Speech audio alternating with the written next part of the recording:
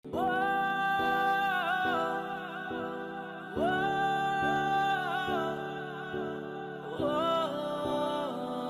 মেয়ে দরজা ধরে দাঁড়িয়ে আছে। পরনে তার লাল টকটকে শাড়ি, হাঁটু সমান লম্বা কেশ, বড় বড় দুটি চোখ, দুধে আলতা গায়ের রং, ঠোঁটের নিচে বড় একটি তিল, আর গলার বেশ নিচেই ছোট আরও একটি তিল। ছবিটা দেখে কিছুক্ষণের জন্য দম বন্ধ হয়ে যাচ্ছিল স্নেহার। এ মেয়েটি আর কেউ নয়, সে নিজে।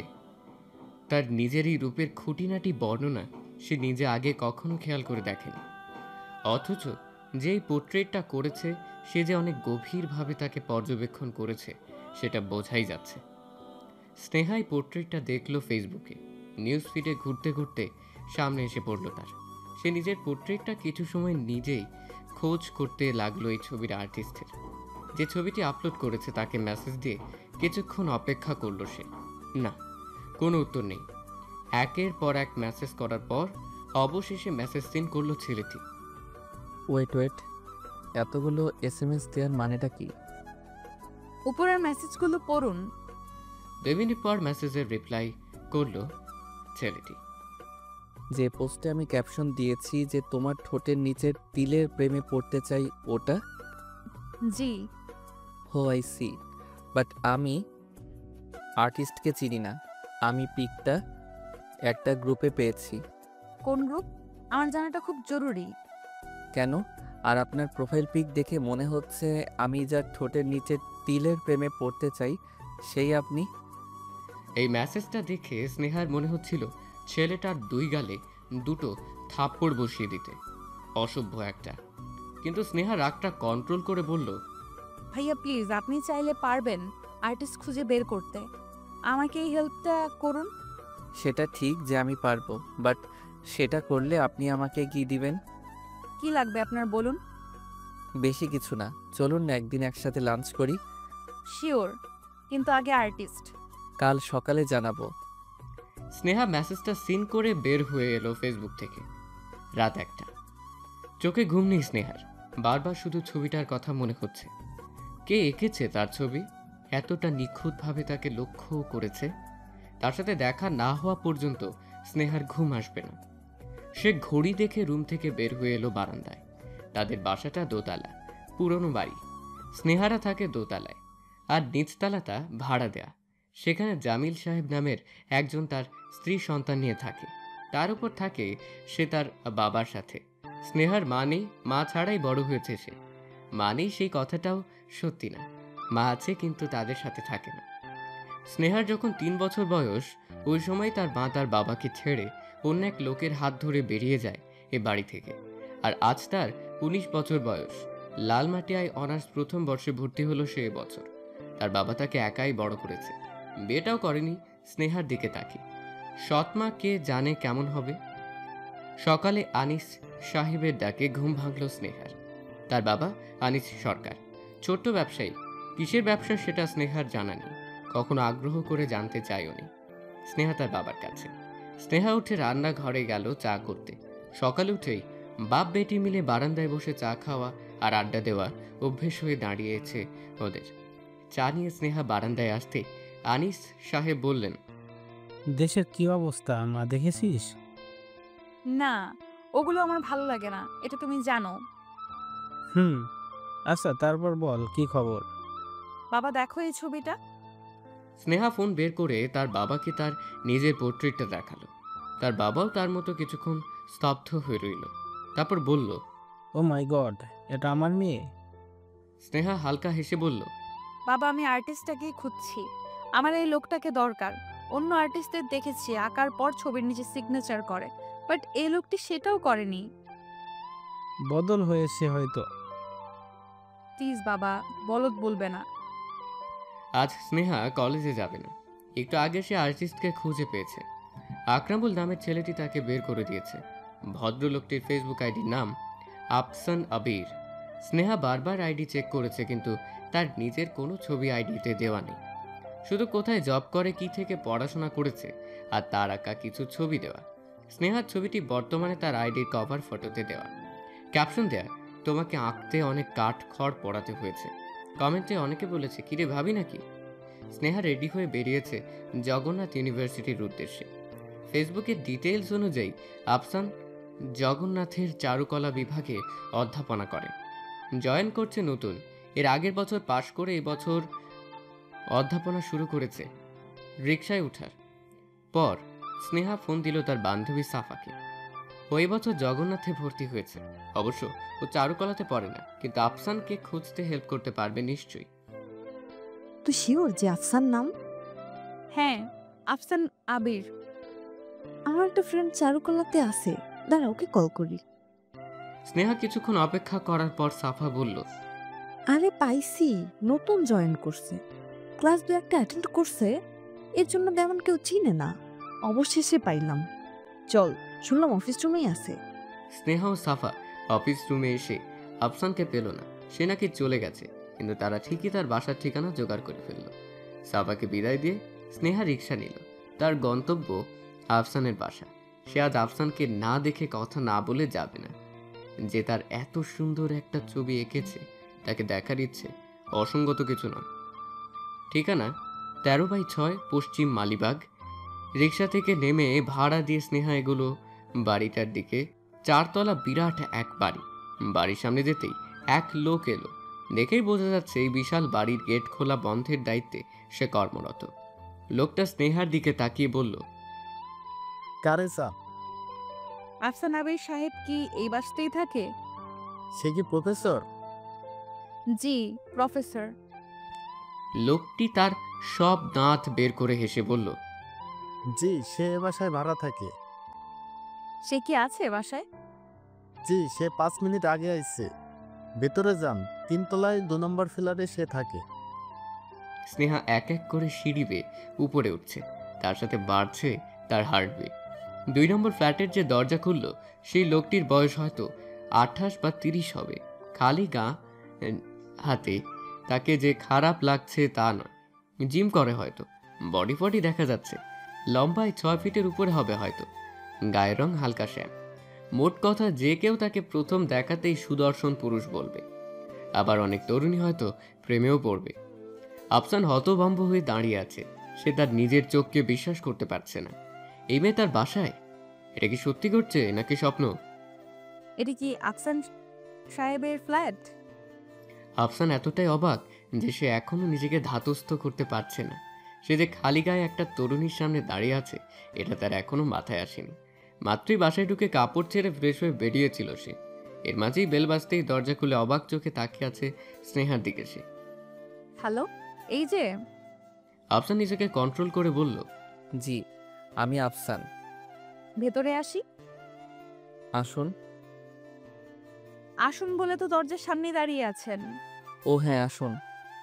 স্নেহা বাড়ির ভেতরে ঢুকে বিস্মিত চোখে তাকিয়ে রইল।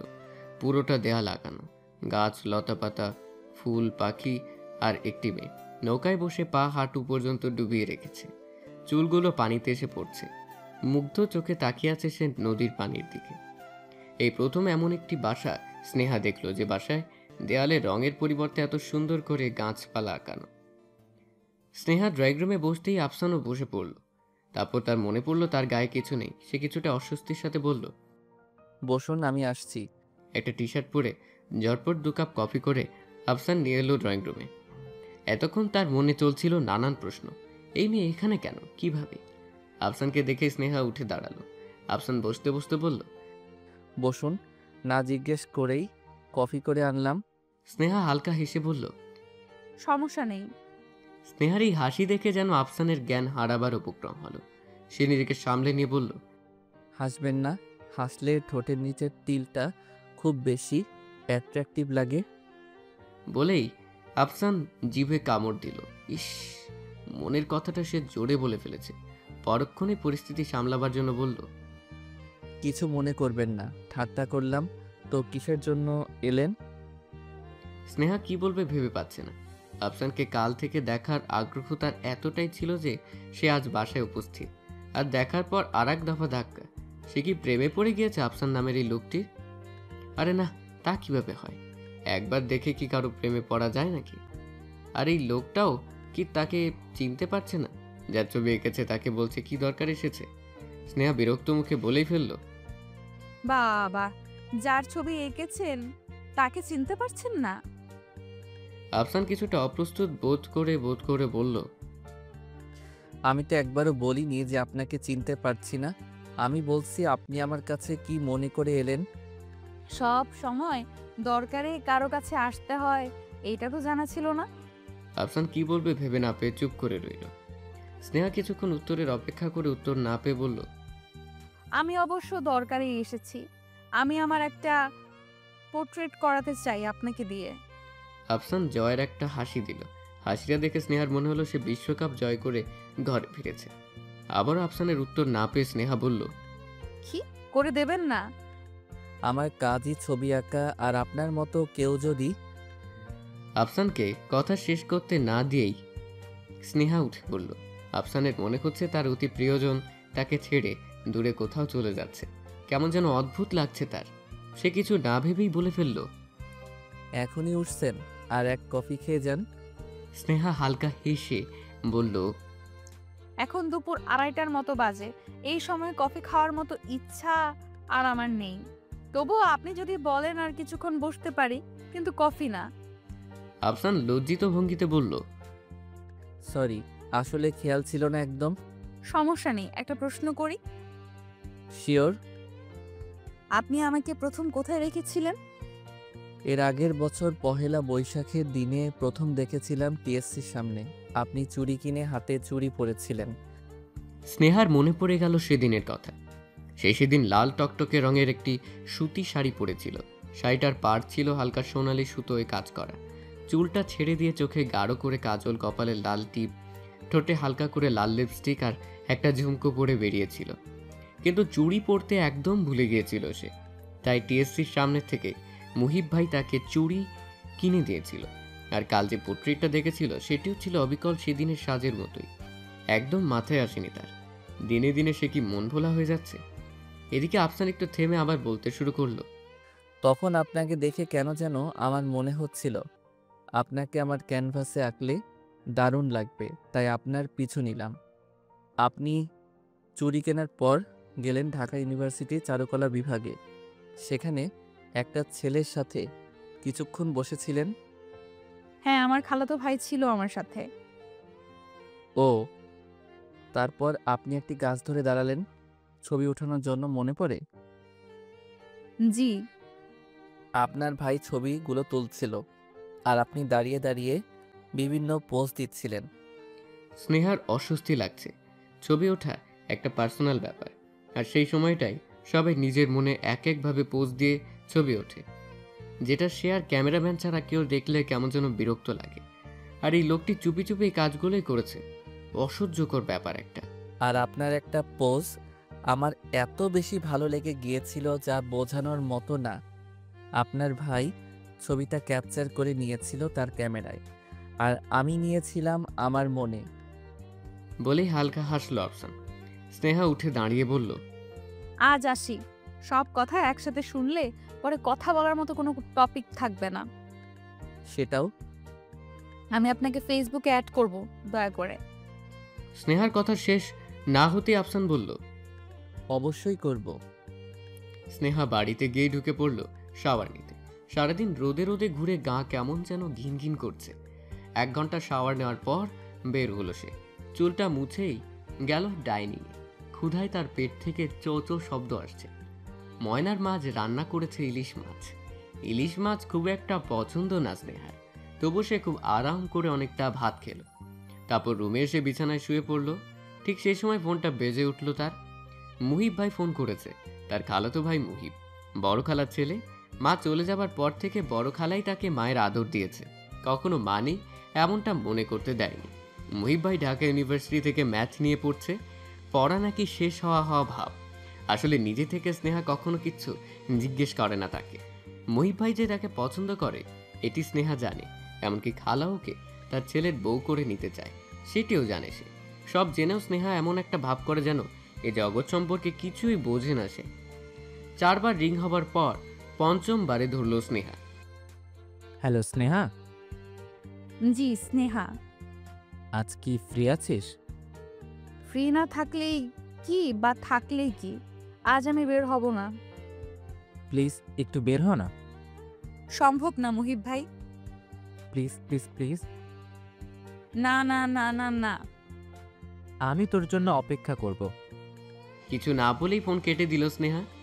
সে যতই না করুক না কেন মুহিব জানে স্নেহা ঠিকই আসবে। বিকেল 5:30টার মাঝেই স্নেহা এসে উপস্থিত হলো ধানমন্ডি লেকে। মুহিবের খুব প্রিয় একটা জায়গা। প্রায় বিকেলেই সে স্নেহাকে ফোন দিয়ে আসতে বলে এখানে। প্রতিবারই স্নেহা আসবে না বলেও ঠিকই এসে উপস্থিত হয়। আজও এসেছে সে। কটকটে হলুদ রঙের সিল্কের পাঞ্জাবি, চোখে সানগ্লাস পরে দাঁড়িয়ে আছে এক 26 বছর বয়সী এক লোক। মাথা ভর্তি চুলগুলো অগোছালো কোঁকড়ানো, চোখ দুটো গোল, ছোট ছোট, ঠোঁট বেশ পুরু, চওড়া কাঁধ, সবকিছু মিলিয়েও অন্য কিছু আকর্ষণ তার মাঝে আছে। স্নেহা লোকটির কাছে এসে দাঁড়িয়ে বলল, মুহিব ভাই, তোমাকে এই হলুদ পাঞ্জাবিতে কতটা বিশ্রী লাগছে তুমি জানো? মুহিব সানগ্লাসটা চোখ থেকে নামিয়ে বলল, কোন দিনটায় আমায় তোর কাছে ভালো লেগেছে? স্নেহা সে কথার উত্তর না দিয়ে ফোন বের করে তার পোর্ট্রেটটা মুহিবকে দেখালো। মুহিবও ঠিক ওর আর বাবার মতো কিছুক্ষণ স্তব্ধ হয়ে রইল। স্নেহা ফোনটা নিয়ে আগের বারের পহেলা বৈশাখে ঠিক ওই ছবিটাও বের করে মুহিবকে দেখালো। সে আফসানের বাসা থেকে ফেরার সময় রিকশায় বসে অনেকক্ষণ গ্যালারি কাটার পর এই ছবিটি পেয়েছে। মুহিবকে ছবিটি দেখে স্নেহা বলল, দেখেছো, একই ছবি, অথচ কত তফাৎ। মুহিব ছবির দিকে তাকিয়েই বলল, হুম। আমার কাছে আঁকানোটাই ভালো লেগেছে, মনে হচ্ছে জীবিত আমি দাঁড়িয়ে আছি, ঠিক না? হ্যাঁ। তোমার কোনটা ভালো লেগেছে? হুম। হুম, কি? যাই হোক, লোকটার তারিফ করলেও কম হবে। জানো, তাকে আমি বলে এসেছি আমার আরো একটা পোস্ট করতে। এবার মুহিব স্নেহার দিকে তাকিয়ে বলল, কেন? কেন আবার? আমি নিজের মতো করে পোস্ট দিব, আর সে তার মনের ক্যানভাসে আমার ছবি আঁকবে। বলেই হেসে গড়িয়ে পড়ল স্নেহা। সবসময় স্নেহার হাসি মুহিবকে খুব টাইনলেও আজকের এই হাসিটা বিরক্ত লাগলো। ভ্রু কুচকে মুহিব স্নেহাকে বলল, ঠাট্টা করবি না, আমার একদম ভালো লাগে না। স্নেহা মুহিবের এই চেহারা দেখে হাসি থামানোর পরিবর্তে দ্বিগুণ বাড়িয়ে দিল। রাতে আনিস সাহেব খেতে বসে বিরক্ত ভঙ্গিতে বলল, ময়নার মা, তুমি এইগুলো কি রেঁধেছ? ময়নার মা তাদের বাড়িতে কাজ করে। স্নেহার জন্ম হবার পরেই আনিস সাহেব তাকে নিয়ে এসেছিল স্নেহার দেখাশোনার কাজে। এখনও সেই বাড়িতেই রয়ে গেছে। ময়নার মা নিচু গলায় জবাব দিল, খারাপ হয়েছে ভাইজান? তুমি যাও আমার চোখের সামনে থেকে। সেনা, ওকে যেতে বলো। স্নেহা এতক্ষণ চুপচাপ বসে খাচ্ছিল। এবার খাওয়া বাদ দিয়ে সেই ময়নার মার দিকে তাকিয়ে বলল, তুমি যাও।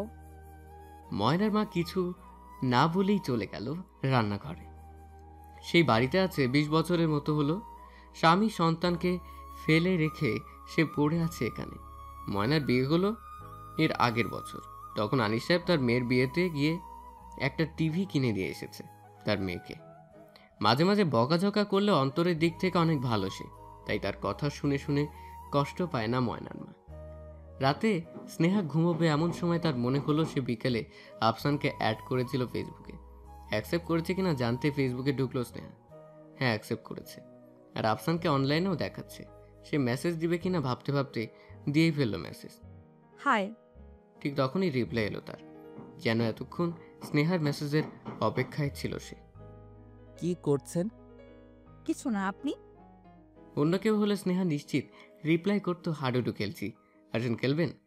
এত রাতে কি করা যায় সেটাও কি এরা জানে না? আবের এই রিপ্লাই এসেছে। রং নিয়ে বসে আছি, একটা জিনিস আঁকার চেষ্টা করছি। কি আঁকছেন? তেমন কিছু না। থাক, বলতে না চাইলে বলতে হবে না। রাগ করবেন না প্লিজ। আমি আবার বন্দুক দেখে ভয় পাই। একটা ডায়লগ আছে না, प्यार से डर नहीं लगता पर बंदूक से लगती है। সালমান ফ্যান? ইয়েস, আমার বস সে। বডি দেখে বোঝনি? বুঝেছি, তার মানে আপনি সবাইকে বরে দেখিয়ে বেড়ান? মোটেও না, আমি তো তখন মাত্র ফ্রেশ হয়ে বের হইছিলাম। বাটেও চিমটি। লাগলো তো? চিমটি কেন? You are Salman fan. হা হা হা। আচ্ছা থাক, আমার ছবি আঁকার মুড এসে গেছে। We are Salman fan. ছবি আঁকতে আমার মুডও লাগে নাকি? জি ম্যাডাম, শুভরাত্রি, বিদায়। Good night. ফোনটা চার্জে ঢুকিয়ে ঘুমিয়ে পড়ল স্নেহা। ঘুম ভাঙলো তার বাবার ডাকে। উঠে স্নেহা ফোন হাতে নিয়ে মেসেঞ্জারে ঢুকলো। আফসান আবির ওয়াজ অ্যাক্টিভ 5 hours ago। লেখাটা আগে দেখলো সে। এখন বাজে 8টা। রাত 3টার দিক লোকটা ফেসবুকে কি করছিল? আচ্ছা, লোকটার জন্য তার এমন লাগছে কেন? সে কি লোকটাকে পছন্দ করে? অবশ্য পছন্দ হতেই পারে, পছন্দ হওয়া খারাপ কিছু না। লোকটিকে যে কোনো মেয়ে দেখেই পছন্দ করবে। প্রতিদিনের অভ্যেস মতোই চা নিয়ে বারান্দায় এলো স্নেহা। কাপ বাবার দিকে এগিয়ে দিয়ে বলল, কাল মা ফোন করেছিল বাবা। আনিস সাহেব হালকা নড়ে চড়ে বসে বলল, ও হ্যাঁ, কি বললো? আমার সাথে 2 মিনিট কথা বলতে চায়। বড় খালা নাকি নাম্বারটা দিয়েছে। বড় খালারও কাজ নেই, এমনি নাম্বারটা কেন দিতে হবে? সে তোর মায়ের বোন, বোন চেয়েছে তাই দিয়ে দিয়েছে। চাইলেই দিতে হবে কেন? আনিস সাহেব তার চশমাটা খুলে মুছতে মুছতে বলল, সেটাও তো কি কথা হলো? আমাকে বলল আমি তোর মা। আমি বললাম মাটা আবার কি? আমি মা নামের কাউকে চিনি না। তারপর সে বলল, স্নেহা আমার উপর আর রাগ করে থাকিস না। আমি বললাম আমি অচেনা কারোর উপর রাগ করে থাকি না, আর আমি অচেনা কারোর সাথে কথাও বলি না। তারপর সে বলল আমার কিছু করার ছিল না রে, তোর বাবা আমাকে সুখ দেয়নি। আমি তখন বললাম আপনি কে বে? আমার বাবাকে নিয়ে কিছু বলার সাহস আপনাকে কে দিল? সব ফালতুর দল। আর কখনো ফোন দিয়ে বিরক্ত করবেন না বলে ফোন কেটে দিয়ে নাম্বার ব্লক লিস্টে রাখলাম। আনিস সাহেব চা খেতে খেতে কঠিন স্বরে বললেন, এভাবে কথা বলে একদম ঠিক করিসনি। এখনই ফোন দিয়ে সরি বল। আমার রাগ উঠে গিয়েছিল বাবা। সে কেন তোমার নামে বাজে কথা বলবে? বাজে কথা কই বললো? তাকে হয়তো আমি আসলে সুখ দেইনি। যা সরি বলে আয়। সরি বাবা, আমি এই কাজটা কখনোই করব না।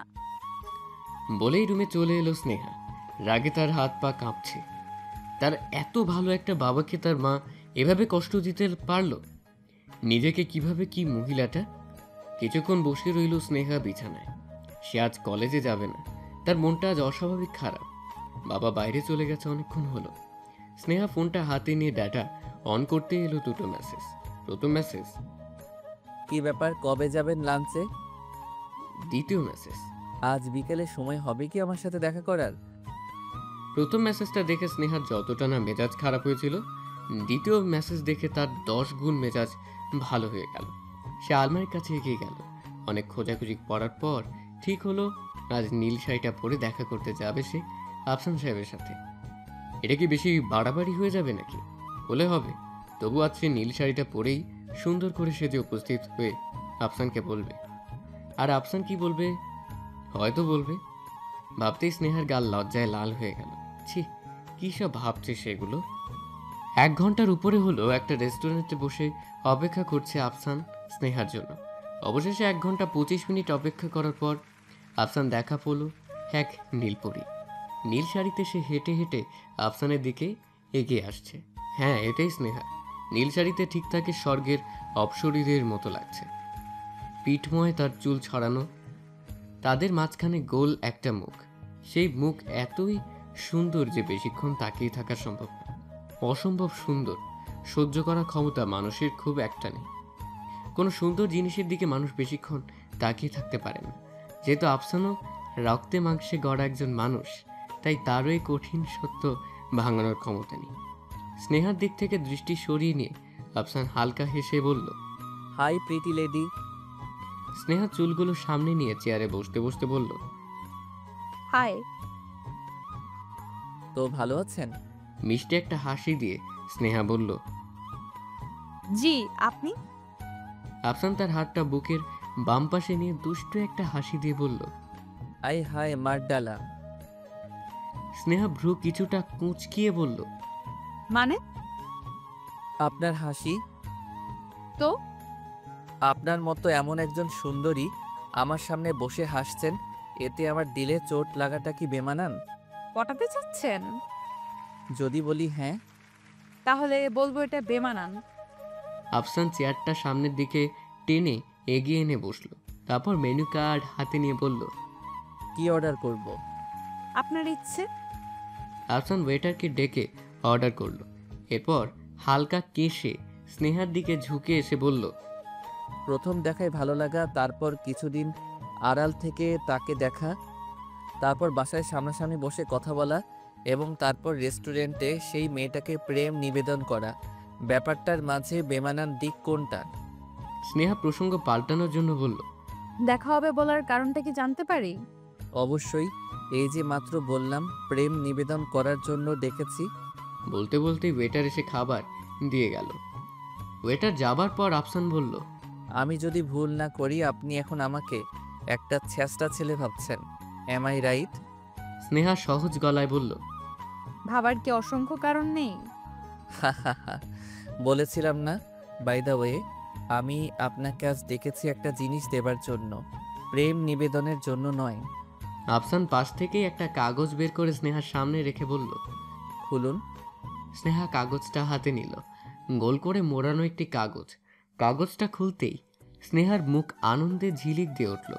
তার সাথে একটি ধ্বনি বের হয়ে এলো। ওয়াও! কাল যখন রোদে রোদে ঘুরে ফিরে স্নেহা দুপুরের দিকে উপস্থিত হয়েছিল আফসানের বাসায়, তখন স্নেহা ছিল খুব ক্লান্ত। তার চেহারায় ফুটে উঠেছিল এই ভাবটা। আর আজ সেই ক্লান্ত চেহারা স্নেহাকে ফুটিয়ে তুলেছে আফসান তার কাগজে। অফ হোয়াইট রঙের কামিজ পরা একটি মেয়ে বসে আছে বনের মাঝে। থিমটা দেখে খানিকটা মনে হচ্ছে সেই মেয়েটি পথ ভুলে বনের মাঝে ঢুকে পড়েছে, আর সঠিক পথ খুঁজতে খুঁজতে সে ক্লান্ত। একটি গাছের ছায়ায় বসে সে স্বস্তির কিছু নিঃশ্বাস ফেলছে। রাতে যখন আপনি জানতে চাইলেন কি আঁকছি, তখন এটা নিয়েই বসেছিলাম। বসে বসে আপনার ক্লান্ত চেহারাটা মনে করার চেষ্টা করছিলাম। ঠিক তখনই এলো আপনার মেসেজ, যেটাকে মেঘনা চাইতেই বৃষ্টি বলে। বলেই প্রাণ খুলে হাসতে লাগলো আফসান। স্নেহা আফসানের হাসির শব্দ শুনে ছবিটি থেকে দৃষ্টি ফেরালো আফসানের দিকে। তারপর হালকা হেসে মিষ্টি গলায় বলল, একেবারেই আমাকে দিয়ে দিচ্ছেন? কেন, সন্দেহ আছে নাকি? হুম, কিন্তু একটা জিনিস হয়তো আপনি ভুলে গিয়েছিলেন। আফসান ভ্রু কুঁচকে তাকিয়ে বলল, কোনটা? চুল। কাল যখন আপনার বাসায় ছিলাম তখন চুলটা বাঁধা ছিল। সব চুল একসাথে করে পাফ করে রেখেছিলাম, কিন্তু আপনার আঁকানো ছবিটাই কিন্তু চুলটা খোলা। ইচ্ছে করে দিয়েছি, আপনাকে খোলা চুলেই মানায়। আপনার ঠোঁটের নিচের তিলটা তো আপনার চুলের ছোঁয়া চাই, আর বেঁধে রাখলে তিলটা আপনার চুলের ছোঁয়াটাকে মিস করে। অদ্ভুত কথা বলতে কি খুব ভালো লাগে? এর মাঝেই একটা মেয়ে এসে সালাম দিল আফসানকে। ওয়ালাইকুম আসসালাম। স্যার আপনি এখানে? কেন, এখানে আসা নিষেধ নাকি আমার? মেয়েটা থতমত খেয়ে বলল। না সেটা না।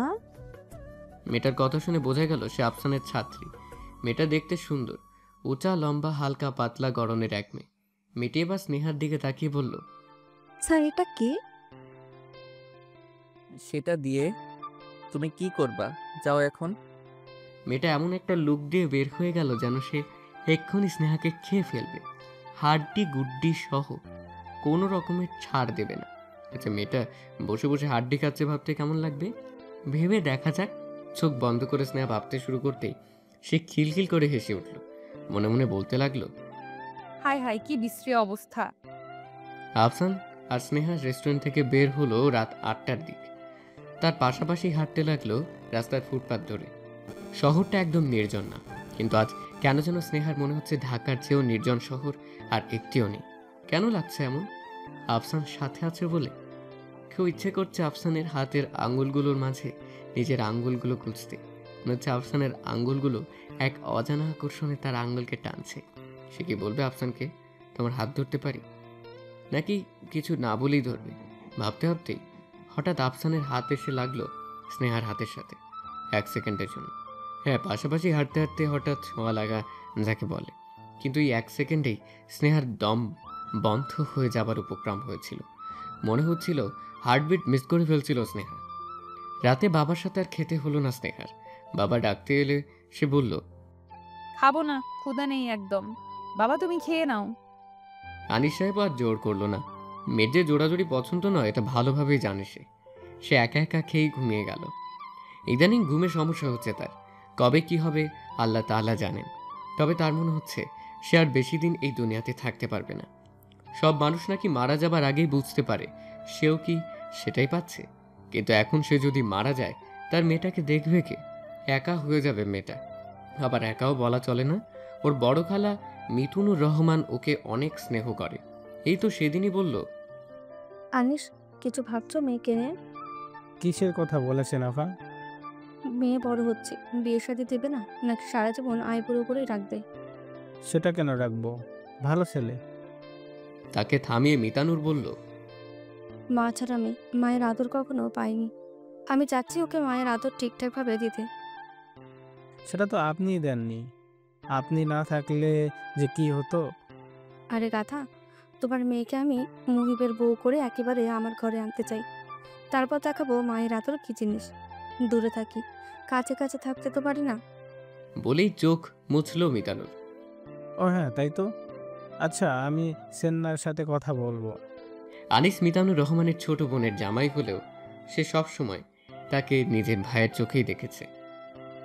বোন যখন আনিসকে রেখে চলে গিয়েছিল তখন তাকানো যেত না আনিসের দিকে। তখনই মিতানুর ঠিক করে সারা জীবন ছোট ভাইয়ের মতোই আনিসকে দেখবে সে। অপরদিকে আনিসও মিতানুরকে বড় বোনের চোখেই দেখে। তার কথা অক্ষরে অক্ষরে পালন করে সে। তাই তো তার মেয়ে স্নেহাকে মুহিবের হাতে তুলে দিতে তার সামান্যতম কষ্টও হবে না। আর মুহিবও খুব ভালো ছেলে। বাড়িতে এলেই ফুপাজি ফুপাজি করে ডেকে তাকে মাথায় তোলে। আনিস বারবার মুহিবকে বলেছে, আরে বেটা, আমি তোমার ফুফাজি না। না হলে নাই, কিন্তু আমি আপনাকে ফুপাজি বলেই ডাকবো। ফুপাজি, স্নেহা কি বাড়িতে আছে? আনিস সাহেব এগুলো ভাবতে ভাবতেই ঘুমিয়ে পড়ল। তার ঘুম ভাঙল মাঝরাতে। ঘুম ভেঙেই প্রথমে তার মনে হলো, আচ্ছা, সেনা মোহিতকে পছন্দ করে তো? রাত ৩টা। মুহিব এখনো পড়ছে। হঠাৎ তার ফোনে বেজে উঠল। মুহিব বিরক্ত চোখে ফোনের দিকে তাকিয়ে বলল, সাধেই কি ফোন কিনতে চাইছিলাম না? রাত বিরেতে পড়ার সময় যন্ত্রণা। স্নেহার জন্যই ফোনটা কেনা, না হইলে এই হালারে পকেট নিয়ে ঘুরবে কেটা। টেবিল থেকে উঠে বিছানায় বসে ফোনটা রিসিভ করলো মুহিব। কিরে মাম্মা, কিসের জন্য ফোন দিয়েছিস বল? পড়ার সময় নষ্ট করার জন্য? বলে গাধার মতো হা হা করে হাসতে শুরু করলো রাকিন। রাকিন মুহিবের জিগরি দোস্ত, আত্মার আত্মা যাকে বলে। কিন্তু মাঝে মাঝে মাঝরাতের দিকে ফোন দিয়ে বড়ই যন্ত্রণা করে সে মুহিবকে। মুহিব রাকিনের হাসি শুনে কঠিন স্বরে বলল, শালা মানুষ হইলি না, আর যদি রাতে ফোন দেস তোর বাপের নাম ভোলাই দিব। মাম্মা এত রাগ কেন? তোমার দরকারেই ফোন দিছিলাম, বুঝছো? মুহিব ভ্রু কুঁচকে বলল, কি? তোমার খাঁচার পাখি তো এখন অন্য এক খাঁচায়। তোর দরজা খুললো কেমনে রে? তালা ফালা লাগাস না নাকি? ভনিতা করিস না। আরে মাম্মা, ভাবে তো আজ নতুন ভাইয়ের সাথে রিক্সায় যাইতেছিল। মাম্মা তুই যদি আজ ভাবিরে দেখতি পুরাই পাগল হয়ে যাইতি। কি যে একটা সাজ দিছিল রে। স্নেহার কথা বলছিস? আরে বেটা, তোর কি হাজারটা বউ আছে নাকি? মাম্মা আজ ভাবিরে দেখা মমতাজের সেই গানটা মনে পড়তেছে, বুঝলি? বলেই গান গাইতে শুরু করলো রাকিন। মাইয়া তো নহে যেন এখান আগুনেরই গোলা রে। ওহো, মাল খায় টাল হয়ে গেছিস নাকি? কি বলতেছিস? মাথা ঠিক আছে তোর? বলেই ফোনটা কেটে দিল মুহিব। রাকিনের কথা শুনে মনে হচ্ছিল তার মাথা আজ ঠিক নেই। ঠিকই ড্রিঙ্কস করেছে, তাই ওর কথায় মন না দিয়ে আবার বই খুলল মুহিব। কিন্তু পড়ার মুডটা সে পাচ্ছে না। বারবার স্নেহার কথা মনে পড়ছে। কিছু না ভেবেই ফোন হাতে নিয়ে স্নেহাকে কল করলো মুহিব। স্নেহা ঘুমিয়ে পড়েছিল 11টার দিকেই। হঠাৎ 2টোর দিক ঘুম ভাঙতেই সে ভাবলো ফেসবুকে আফসান আছে কিনা দেখে আসি। আফসান অনলাইনেই ছিল। স্নেহাকে অনলাইনে দেখা মাত্রই মেসেজ করলো। ঘুমের রানী এত রাতে ফেসবুকে? স্নেহা ফোন করে রেখে আবার ঘুমোবে ঠিক এই সময় আফসানের মেসেজ দেখে তার চোখ থেকে ঘুম উড়ে গেল।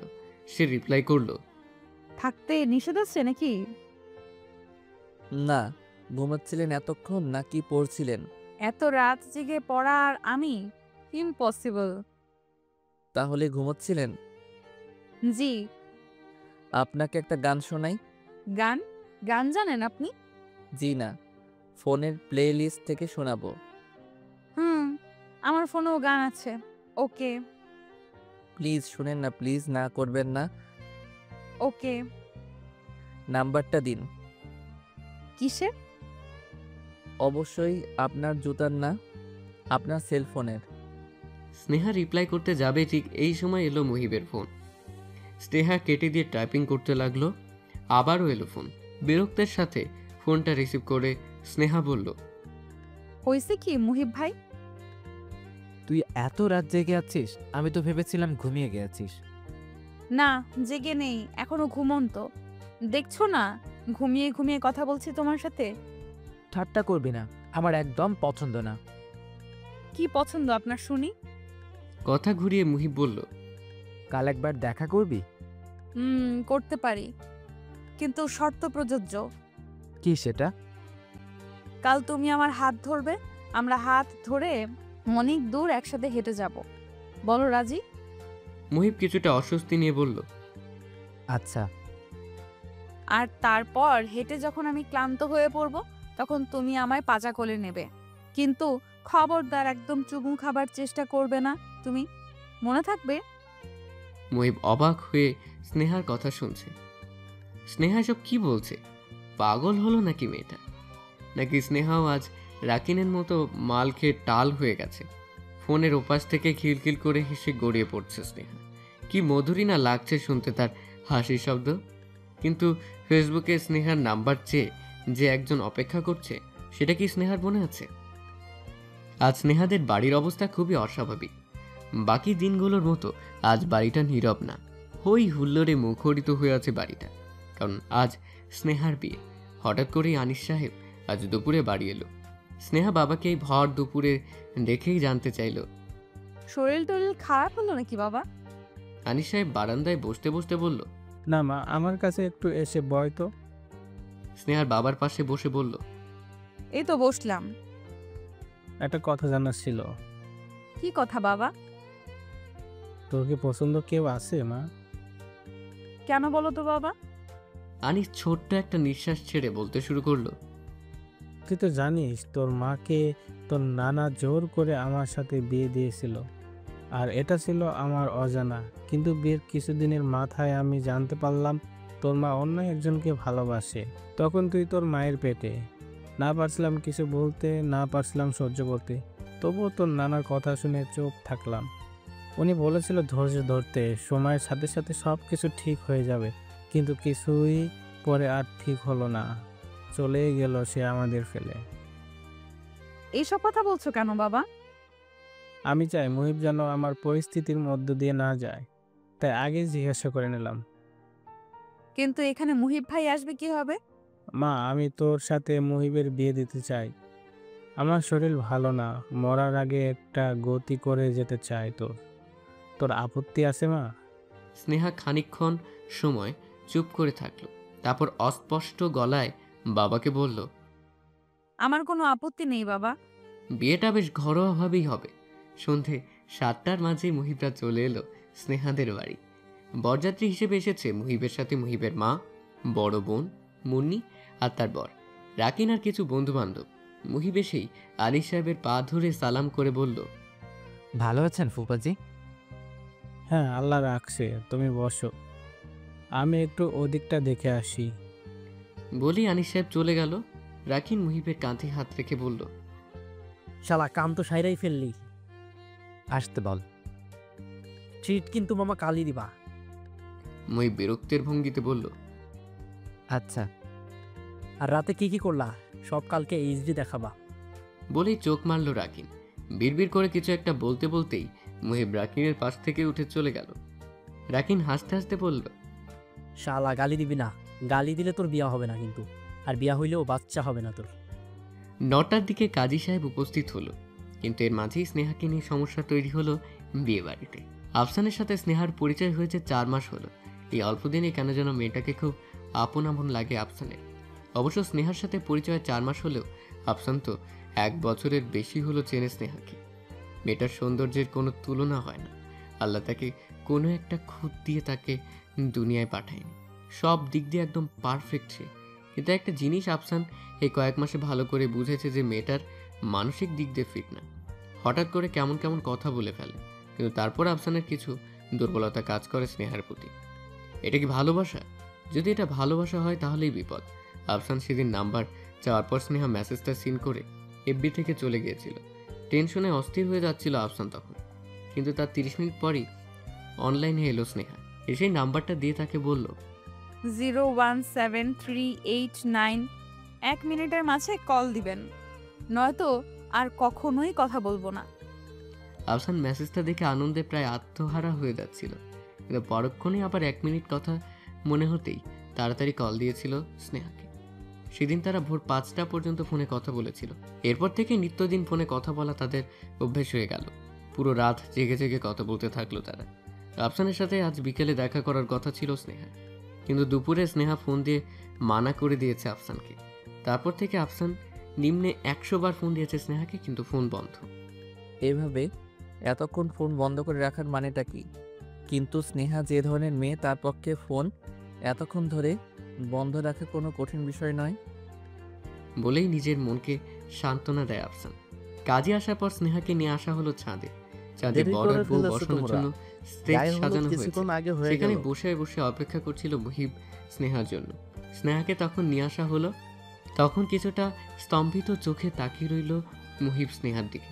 বধূবেশে স্নেহাকে যে অপরূপ লাগবে সেটা আগেই ভেবেছিল মুহিব, কিন্তু এতটা অপূর্ব লাগবে সেটা কল্পনাতেও ভাবেনি মুহিব।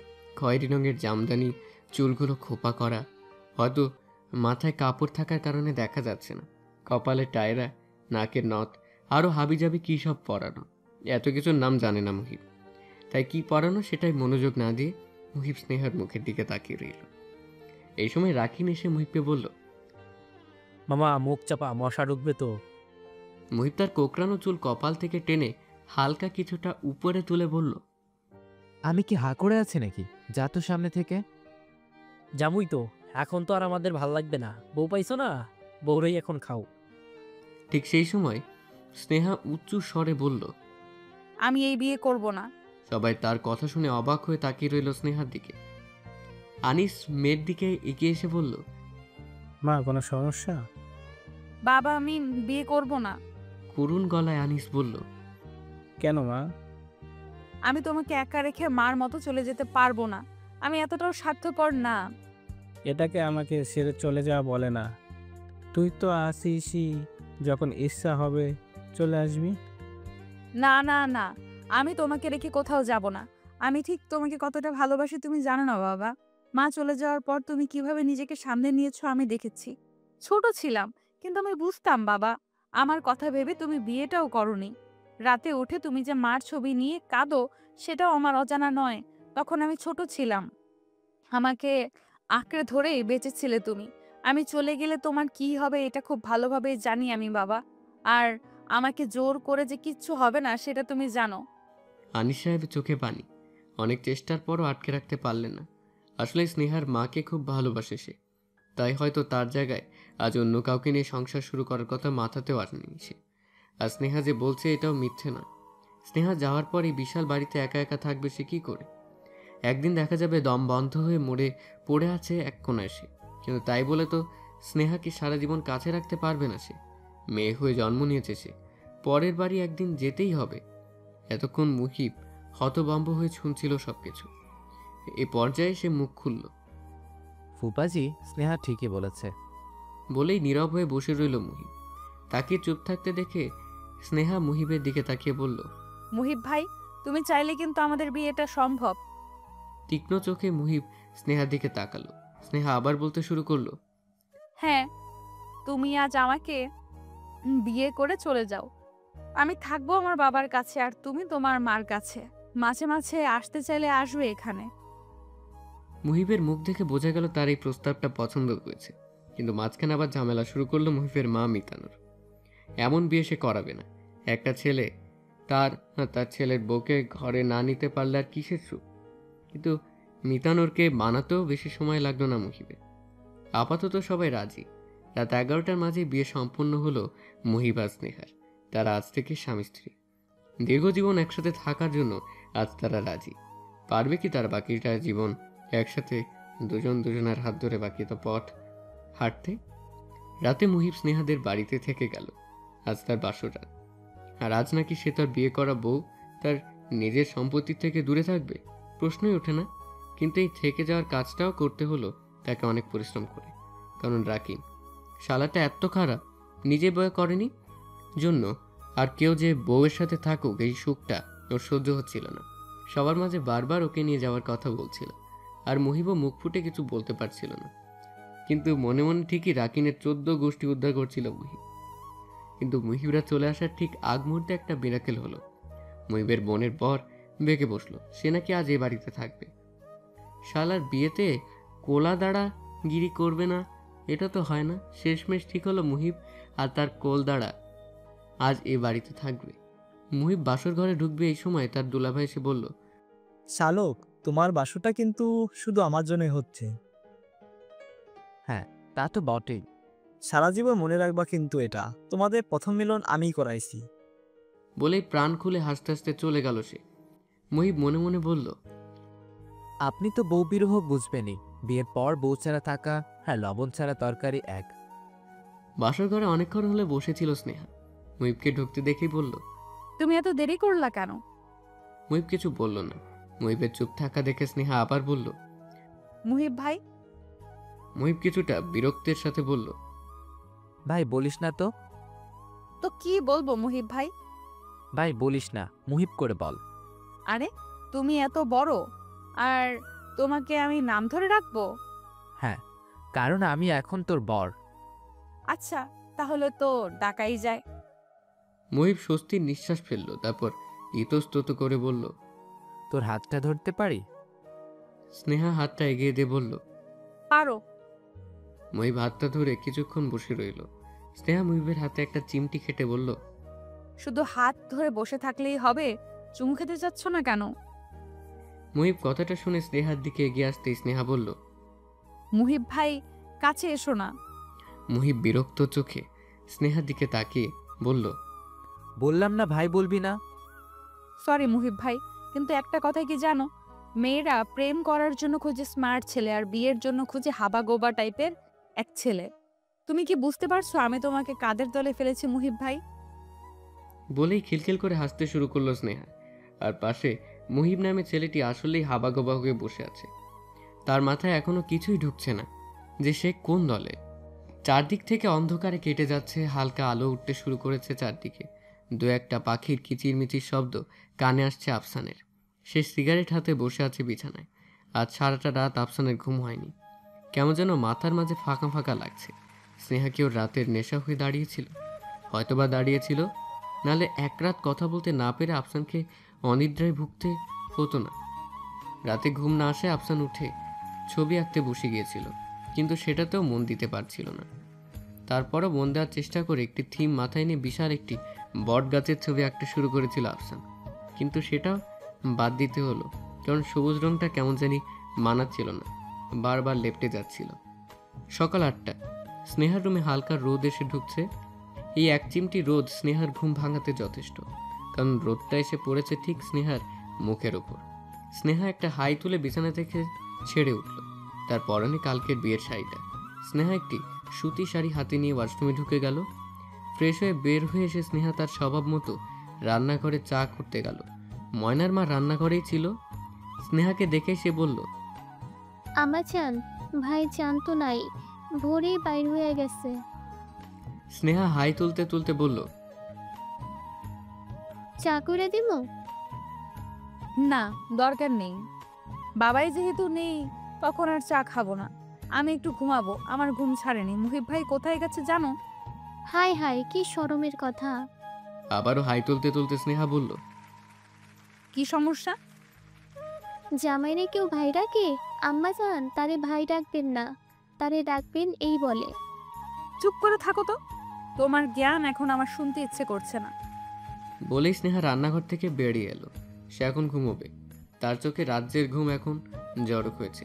সারা রাত ঘুমিয়েও এত ঘুম কিভাবে তার চোখে, এ নিয়ে কিছুটা চিন্তিত সে।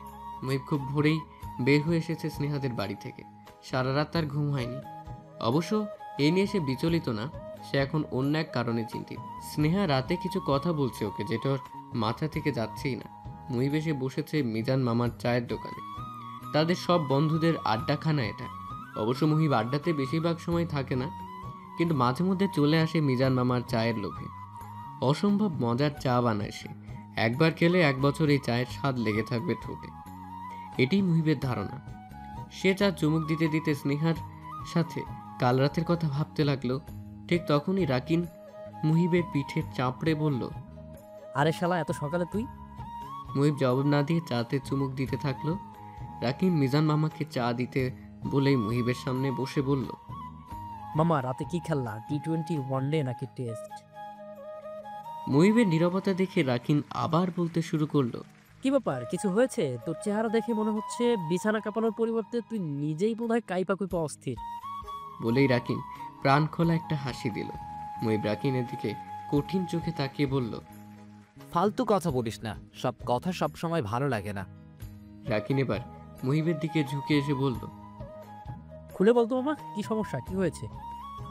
কাল রাতে অন্তির কাছে যেতেই অন্তি আমাকে বলল, তুমি তো ম্যাথের স্টুডেন্ট, তোমাকে আমি এখন একটা অঙ্ক দিব। যদি তুমি উত্তর দিতে পারো তাহলে আজ রাতের জন্য আমি তোমার পুতুল। হাসতে বললে হাসবো, শাড়ি খুলতে বললে খুলবো। রাকিন ভ্রু কুচকে বলল, অঙ্ক দিছে? হ্যাঁ। অঙ্কতে পাশ করতে হবে কেন? স্নেহা তো এখন সব রাতের জন্যই তোর। তুই কি ইন্টারভিউ দিতে গেছিস নাকি?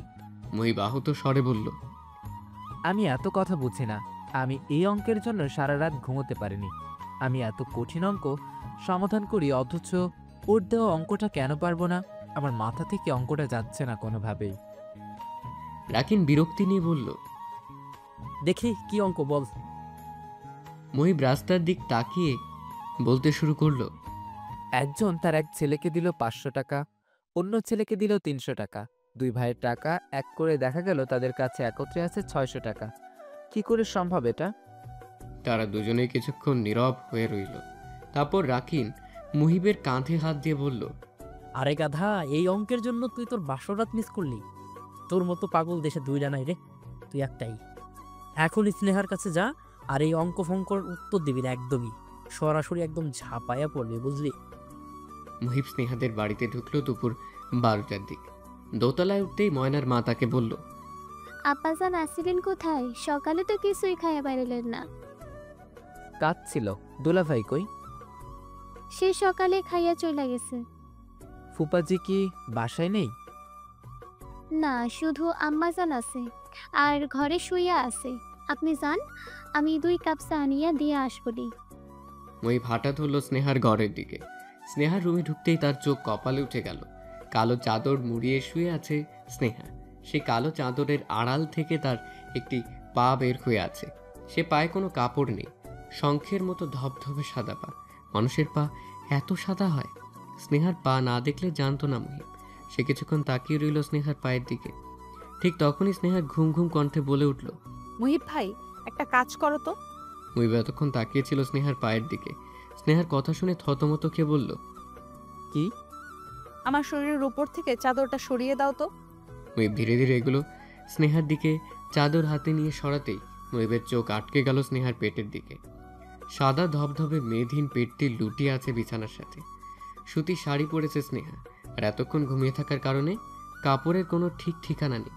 মুহিবকে পেটের দিকে তাকিয়ে থাকতে দেখে স্নেহা বলল, মুহিব ভাই, আমার মুখের দিকে তাকাও। মুহিব অপ্রস্তুত ভঙ্গিতে পেটের দিক থেকে নজর সরিয়ে স্নেহার মুখের দিকে দিল। মুহিব ভাই, অঙ্কের সমাধানটা করতে পেরেছো? না। তুমি ম্যাথে ফেল।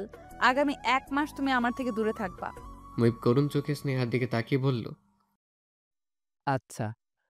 অবশ্য তুমি যদি আমার আরো একটা প্রশ্নের সঠিক উত্তর দিতে পারো তাহলে এই 30 দিন কমিয়ে 15 দিনে নামিয়ে নিয়ে আসবো।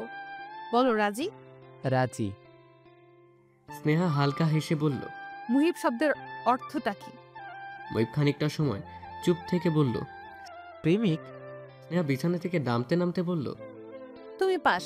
15 দিন কমিয়ে নেওয়া হলো, কিন্তু আসলে কি তোমার নামের সাথে তোমার মিল আছে? আচ্ছা তুমিই বলো, তুমি প্রেমিক হিসেবে কতটা ফিট? 100তে নিজেকে কত দেবে তুমি? মুহিব কিছুই বলল না। স্নেহা উত্তরের অপেক্ষা না করে শাওয়ার নেওয়ার জন্য চলে গেল। কিছুক্ষণ পর স্নেহাকে রেডি হয়ে বাইরে বেরোতে দেখে মুহিব স্নেহার দিকে তাকিয়ে বলল, কোথায় যাচ্ছিস? আমি একজনের সাথে দেখা করতে যাচ্ছি, তার সাথেই দুপুরে খাবো, তুমি খেয়ে নিও। মুহিব অস্পষ্ট স্বরে বলল, আচ্ছা। স্নেহা দোতলা থেকে নিচে নামার সময় আবার ঘরে ফিরে আসলো। মুহিবের দিকে তাকিয়ে হাসি মুখে বলল, আমি প্রেমিক হিসাবে তোমাকে দিতাম 133। কথাটি অপ্রিয় হলেও সত্য। আফসানের দরজায় কে যেন কড়া নাড়ছে। আফসান আজ ভার্সিটিতে যায়নি। সারা রাত ঘুম না এলেও সকালের দিকে হঠাৎ ঘুমিয়ে পড়েছিল সে। সেই ঘুম ভাঙল দুপুর 2টোয় কারো দরজার ধাক্কায়। আফসান বিরক্তি নিয়ে উঠে দরজা খুলল, কিন্তু তার এই বিরক্তি নিমিষেই আনন্দে পরিবর্তন হলো। তার সামনে দাঁড়িয়ে আছে স্নেহা। গাঢ় সবুজ রঙের একটি সুতির শাড়ি পরেছে সে। এই সবুজ রংটাই সে রাতে ঠিক মতো দিতে পারছিল না, কিন্তু এখন পারবে সে। তার মনটা স্নেহাকে দেখে এত ভালো হয়ে গেছে, তার কল্পনার বাইরে। আফসান স্নেহাকে হাত ধরে ফ্ল্যাটে ঢুকিয়ে দরজা বন্ধ করলো। তারপর স্নেহার দিকে এগিয়ে গিয়ে সামনে দাঁড়িয়ে বলল, ফোন বন্ধ ছিল কেন তোমার? স্নেহা হেসে বলল, ফোন একটা ইলেকট্রিক যন্ত্র, এটা বন্ধ থাকা কোনো কঠিন ব্যাপার না। আফসান আর কোনো কথা না বলে স্নেহার হাত ধরে নিজের বুকে টেনে নিল স্নেহাকে। স্নেহা নিজেকে ধাতস্থ করার পূর্বেই আফসান তার 2 হাতে স্নেহার মুখটা উপরে তুলে ঠোঁটে আলতো করে চুমু দিল। তারপর কানের পাশে গিয়ে চুল সরিয়ে দিয়ে বলল, ভালোবাসি ভালোবাসি ভালোবাসি তোমাকে, ভালোবাসি। স্নেহা পুরো শরীর কেঁপে উঠতে শুরু করলো আফসানের ঠোঁটের ছোঁয়ায়। তারপর ধীরে ধীরে বরফের মতো জমে গেল স্নেহা ভালোবাসি কথাটি শুনে। অদ্ভুত একটা ভালো লাগার অনুভূতি হচ্ছে তার মনে। এই প্রথম কোনো পুরুষের এতটা কাছে এলো সে। ঠিক তখনই তার মনে পড়ল সেখানে এসেছে তার বিয়ের খবরটা আফসানকে জানাতে। স্নেহা আফসানকে বাধা দিতে চেষ্টা করলো, কিন্তু তার হাতটা যেন আজ কাজ করছে না। আফসান ও স্নেহা তেমন একটা বাধা না পেয়ে পুরো ঠোঁট জোড়া দখল করে নিল। স্নেহা আফসানের গরম নিঃশ্বাসে মেতে গেল। দূরে যারা পরিবর্তে আফসানের শরীরের সাথে মিশে গেল সে। ধীরে ধীরে হাত দুটো আফসানের গলায় উঠিয়ে দিয়ে মেতে উঠল এক অজানা খেলায়। কিন্তু এখন যে বড্ড দেরি করে ফেলেছে তারা, এটা কি তাদের অজানা? ঠিক কতক্ষণ হলো স্নেহা আফসানের বুকে মাথা রেখে দাঁড়িয়েছিল, এটা তাদের কারোরই খেয়াল নেই। আফসানের শরীরের সাথে একদম মিশে দাঁড়িয়েছিল স্নেহা। দুজনের চোখে ছিল বন্ধ। তাদের দুজনের ঘোর ভাঙল স্নেহার ফোনে কল আসে। আফসান প্রায় সাথে সাথেই তার বাহুডোর থেকে স্নেহাকে ছেড়ে দিল। কিছুটা অপ্রস্তুত কণ্ঠে বলল, সরি সরি, প্লিজ কিছু মনে করো না। আমার যে কি হয়েছিল, I am sorry Sneha. Sneha খুব স্বাভাবিক ভঙ্গিতে ব্যাগ থেকে ফোন বের করতে করতে বলল, ইটস ওকে, তোমার সাথে কিছু কথা ছিল, আমি কলটা অ্যাটেন্ড করে আসি, কেমন? শিওর, আমি অপেক্ষা করছি। স্নেহা ফোন নিয়ে বের হয়ে এলো ড্রয়িং রুম থেকে বারান্দায়। মুহি ফোন করেছে। স্নেহা শান্ত মুখে ফোন রিসিভ করে বলল, বলো। খেয়েছিস? না, খাবো। আর কিছু বলবে? না। আচ্ছা তাহলে এখন রাখছি, এসে কথা হবে। আজ আছো তো তুমি? আছি। স্নেহা ফোন কেটে দিয়ে রুমে ঢুকলো আফসানের খোঁজে। আফসান রান্নাঘরে ছিল, দুপুরে খাবারের জন্য কিছু একটা ব্যবস্থা করছিল। স্নেহাকে দেখে হালকা হেসে বলল, দুপুরে কি আমার সাথে খাবে? হুম। কি খাবে বলো? তোমার ইচ্ছা। আমি বাইরে থেকে কিছু একটা নিয়ে আসি। যাও। আফসান একটা শার্ট গায়ে দিয়ে বেরিয়ে পড়ল। 20 মিনিটের মাথায় ফিরে এসে দেখল স্নেহা রান্নাঘরে কিছু একটা করছে। আফসানের খাবারটা টেবিলে রেখেই রান্নাঘরে এসে পেছন থেকে স্নেহাকে জড়িয়ে ধরল। স্নেহা একটুও চমকালো না, যেন এতক্ষণ হলো সেইটার অপেক্ষাতেই ছিল। কি করছো স্নেহা? চোখ কি বন্ধ, দেখতে পাচ্ছ না? আফসান স্নেহার কানের কাছে মুখ নিয়ে বলল, পাচ্ছি। সব সময় এমন পেঁচিয়ে কথা বলবা না। আচ্ছা বলবো না। আমি যে তোমাকে ভালোবাসি এটা আমি আজ বুঝতে পেরেছি। আর শুধু মধু ভালোবাসা না, এ এক কঠিন ভালোবাসা। স্নেহা হেসে বলল, ভালোবাসা কঠিন তরল হয় নাকি? অবশ্যই হয়। আমার ভালোবাসাটা কঠিন, বরফের মতো। আর আমার চেয়ে একটু কম যাদের ভালোবাসা, তাদেরটা তরল পানির মতো। আর তার থেকেও কম যাদের ভালোবাসা, তাদেরটা বায়বীয়। এদের ভালোবাসায় যথেষ্ট খুঁত আছে, তাই যে কোনো সময় উড়ে মনের জানালা দিয়ে পালায়। বলে স্নেহার কাঁধ থেকে মাথা উঠল আফসান। স্নেহা আফসানের দিকে তাকিয়ে বলল, খাবার এনেছো? হ্যাঁ, ভেবে বলো তো কি এনেছি। তেহারি। জি ম্যাডাম। আর তেহারি খেয়ে আপনার হাতের পায়েসটা অমৃত লাগবে আশা করছি। আফসান আর স্নেহা খেতে বসলো দুপুর 3:30টার দিকে। স্নেহা বেশি খেতে না পারলেও আফসান খেলো আরাম মতো। পায়েসটা খেতে খেতে বলল, এত মজার পায়েস আমি সত্যিই খাইনি। স্নেহা ভ্রু কুঁচকিয়ে বলল, একদম মিথ্যা বলবে না। আফসান প্রাণ খুলে খানিকক্ষণ হেসে বলল, আমি সত্যি মিথ্যা বলেছি। আমার মায়ের হাতের পায়েসের কাছে এটা কে কি বলবে জানো? কি? ছাগলের লাদি। বলে আবারও হাসতে শুরু করলো আফসান। স্নেহার কঠিন চোখ দেখে নিজের হাসিটা থামালো আফসান। তারপর স্নেহার দিকে তাকিয়ে অসহায় গলায় বলল, সরি স্নেহা, চোখটা কি একটু নরম করা যায় না? যায়। আফসান হালকা হেসে বলল, থ্যাংক ইউ। আচ্ছা, তুমি যেন কি বলতে চেয়েছিলে? স্নেহা প্লেট নিয়ে টেবিল থেকে উঠতে উঠতে বলল, তোমার প্লেটটা দাও, আমি ধুয়ে রেখে এসে বলবো। ততক্ষণ তুমি আমার ফোনটা চার্জে লাগাও। স্নেহা প্লেট ধুতে শুরু করলো। তারপর কেন যেন মনে হচ্ছে এটা তার সংসার, তার আর আফসানের সংসার। আফসান তার বর, তারা অনেক সুখে আছে। এখন সে যাবে আফসানের রুমে, তারপর বিছানায় গিয়ে আফসানের বুকে মাথা রেখে কিছুক্ষণ ঘুমোবে। কিন্তু এটা তো বাস্তব নয়। বাস্তবে মুহিব ভাই তার বর, যাকে সে ভাই হিসেবে চেনে।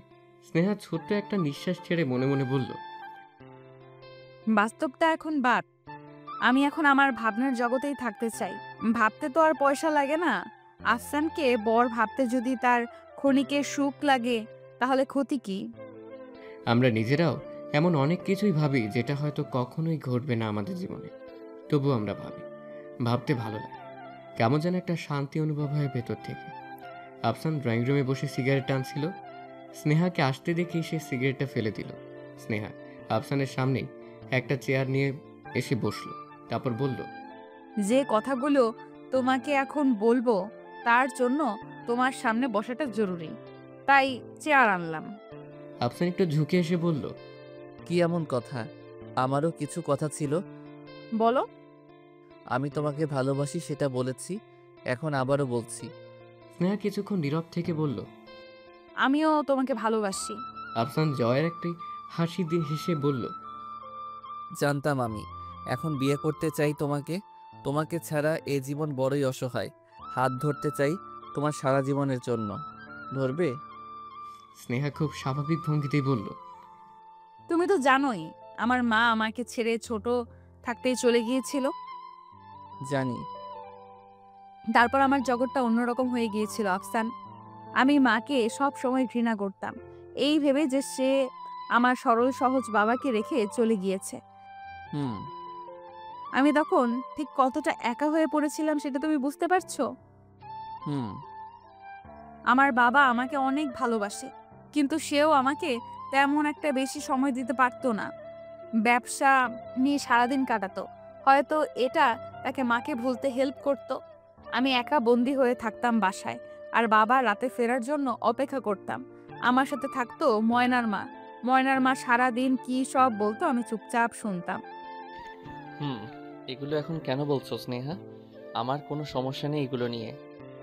স্নেহা আফসানের কথাই জবাব না দিয়ে বলতে শুরু করলো, আমি আমার স্কুল কলেজে যেতেও ভালো লাগতো না। কেন জানো?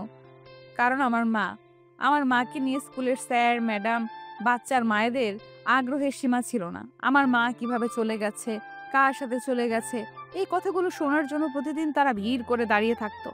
আমার জীবনটা আমার অসহ্য লাগতো। তাই বাবাকে একদিন এসে বললাম আমি স্কুলে আর যাব না। বাবাও হেসে উড়িয়ে দিলেন কথাটা, কারণ আমাদের সমাজটাতে টিকে থাকতে হলে আমাদেরকে যে পড়তেই হবে। তাই আবারও যেতে শুরু করলাম স্কুলে, আর এটাই কাল হয়ে দাঁড়ালো আমার।